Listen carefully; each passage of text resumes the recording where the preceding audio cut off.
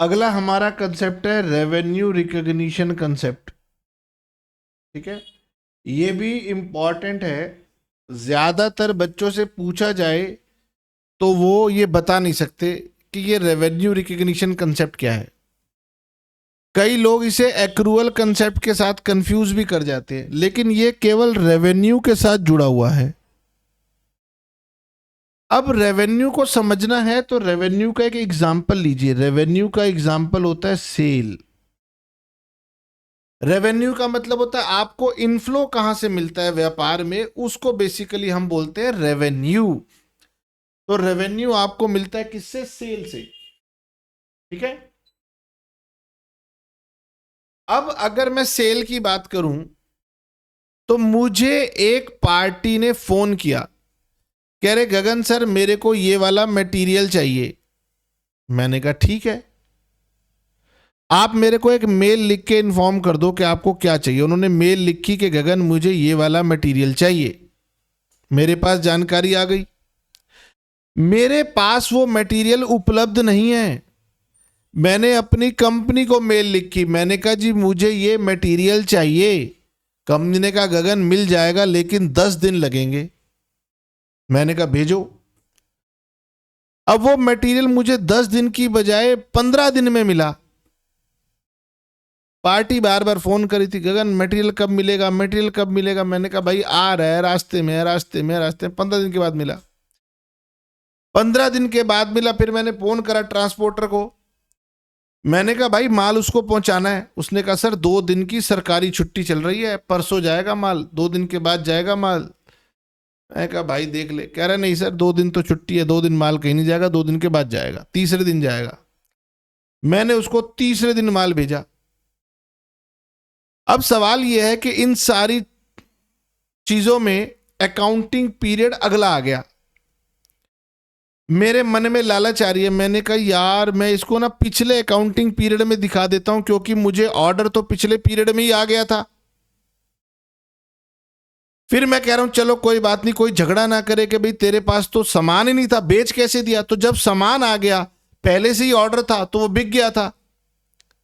मैं ऐसी ऐसी दलीलें दे रहा हूं कि सेल को मैं कब दिखा दूं, मैं उसको जल्दी दिखाने की कोशिश कर रहा हूं। सेल को जल्दी दिखाने की कोशिश कर रहा हूं, सेल को देरी से दिखाने की कोशिश कर रहा हूं।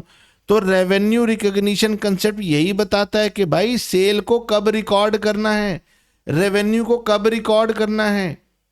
तो ये रेवेन्यू से जुड़ा हुआ कंसेप्ट है जो ये बताता है कि रेवेन्यू को आप अकाउंट्स में कब रिकॉर्ड करते हैं। ओ सर पहले तो इस कंसेप्ट का मतलब समझ में आ गया तो बहुत बड़ी बात हो गई।